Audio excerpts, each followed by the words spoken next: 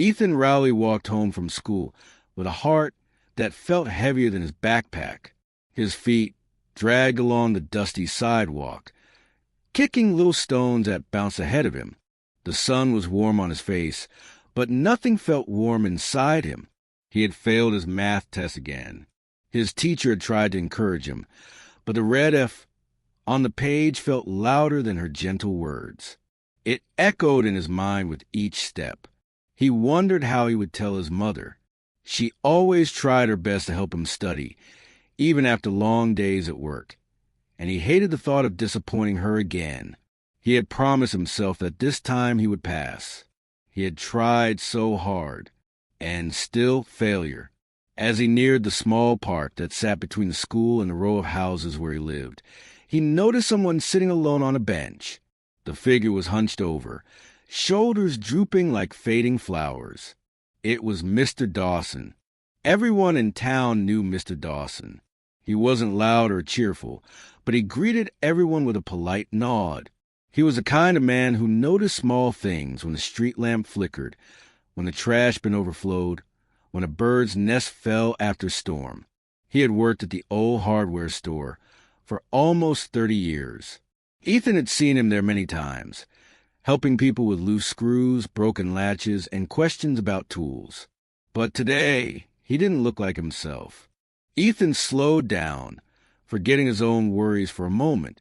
Something about the way Mr. Dawson sat still, quiet, staring at the ground made Ethan's heart shift inside his chest. He wasn't sure if he should approach or walk past. He didn't want to bother the man, but he also didn't want to ignore someone who looked so alone. He took a breath. Then he stepped closer. "Are you okay, sir?" Ethan asked softly, his voice almost carried away by the breeze. Mr. Dawson lifted his head. His eyes looked tired, as if he hadn't slept, but they were gentle, soft brown eyes that had seen many years. "I'm having a rough day," he whispered. Ethan nodded slowly. He understood rough days more than he wanted to admit. Instead of leaving, Ethan sat beside him. He didn't speak. He wasn't sure what to say, but the silence between them didn't feel cold. It felt warm, quiet, like a blanket. Then Ruby Lane walked by. Ruby was Ethan's classmate, bright, curious, and always listening more than she talked. She noticed things too, things others missed. When she saw them sitting together, she didn't ask questions or hesitate. She simply walked over and sat down beside Ethan, the three forming a small row on the weathered bench. The breeze brushed past them, playing with leaves on the ground. Birds chirped somewhere high above. For a long moment, the world seemed to slow down. Ruby finally spoke. "What happened today?" she asked gently. Mr. Dawson let out a long, tired sigh. "I lost my job," he said. "They don't need me anymore." His words were heavy, so heavy the air around them seemed to droop. Even the children felt it. Ruby's lips parted slightly, and Ethan swallowed hard. Losing a job, that sounded like a kind of pain he couldn't imagine. As Ethan looked at Mr. Dawson's trembling hands, he felt something move inside his heart. A thought, a feeling, a tug. He reached into his backpack without thinking. His hand touched the granola bar he hadn't eaten during lunch. It wasn't much, just a small snack, but he pulled it out, unwrapped it halfway, and placed it gently into Mr. Dawson's hand. "Maybe it helps a little," he said. The old man stared at the bar as if it were gold. His fingers closed around it slowly, carefully. Tears formed in his eyes. "No one's been kind to me in a long time," he whispered, voice thin like a thread that could snap. Ruby leaned forward. "You matter," she said softly, but with strength. For the first time in days, perhaps weeks, Mr. Dawson smiled. It was small, but it was real. That night, Ethan walked home with a strange mixture of sadness and warmth in his chest. He still felt bad about failing his math test, but something inside him had shifted. He wasn't sure what it was yet, just that something felt different. The next day, school came quickly, and so did another math lesson. Numbers and symbols danced across the page, twisting and turning until Ethan felt lost again. But every time he grew frustrated, he remembered the way Mr. Dawson had looked when he'd offered him the granola bar, the way the man's shoulders had lifted, the way his eyes had softened. Something small had mattered, and maybe something small could matter for Ethan, too. At lunch, Ruby nudged him playfully with her shoulder.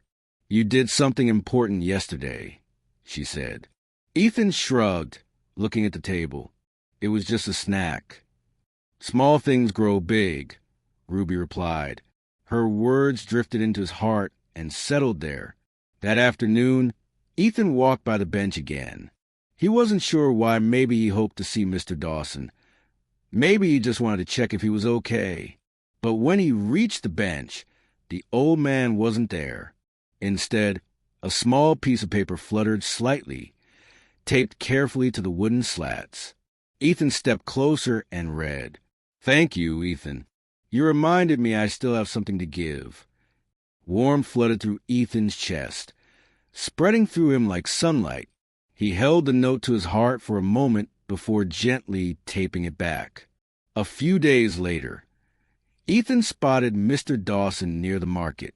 The old man's jacket looked cleaner, and his eyes brighter, like someone had switched on the light inside him again. "I got a part-time job at a library," Mr. Dawson said proudly. "They needed someone to help with sorting books and repairs. I told them I wanted to try again." Ethan felt a spark of joy explode in his chest. Mr. Dawson added quietly, "Your kindness made me try again." Ethan's breath caught. His eyes stung a little.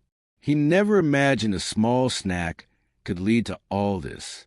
But kindness had ripples. I'm really glad," Ethan said softly. Then he surprised himself by asking, "Can I help at the library sometimes?"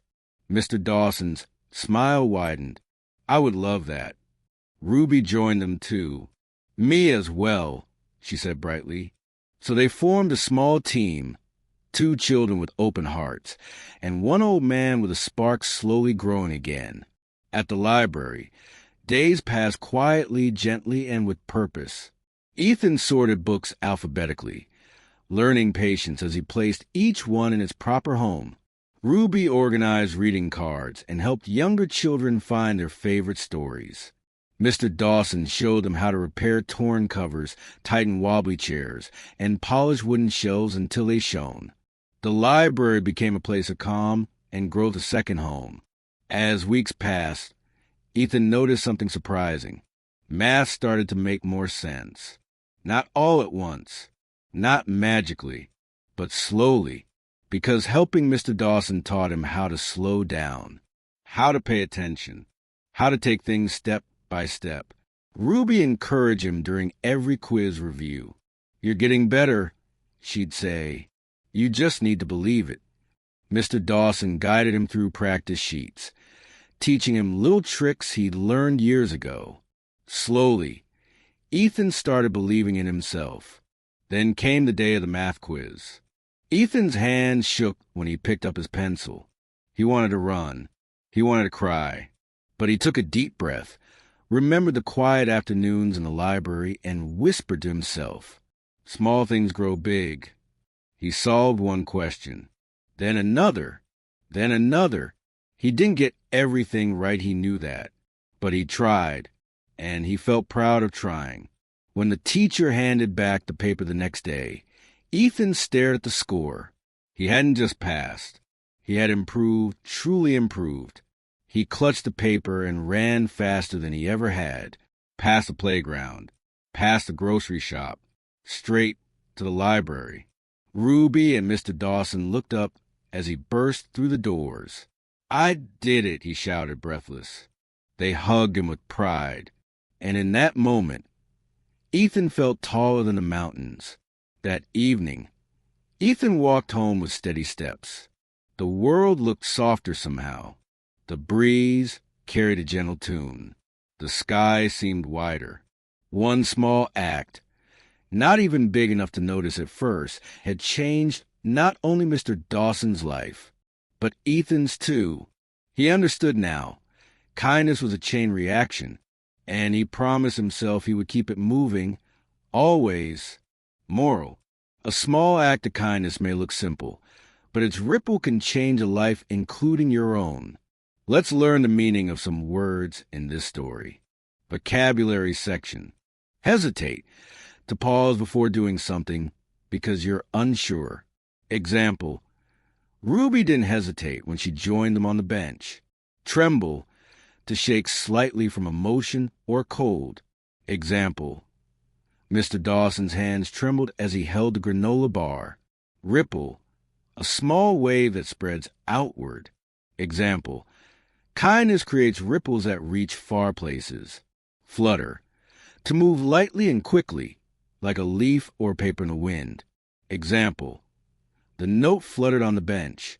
Encouragement: support that gives someone hope or confidence. Example: Ruby's words were full of encouragement. Uncertain, not sure. Unsure what will happen.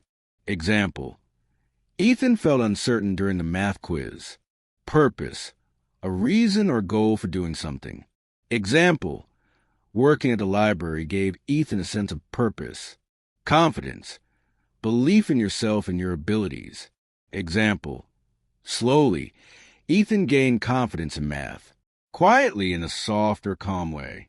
Example: they sat quietly beside Mr. Dawson. Steady, firm, stable, not shaky. Example: Ethan walked home with steady steps. Remember, small acts of kindness can change someone's life, including your own. Share kindness today and keep the chain reaction going. If this story touched your heart, share and subscribe for more timeless stories filled with wisdom and hope.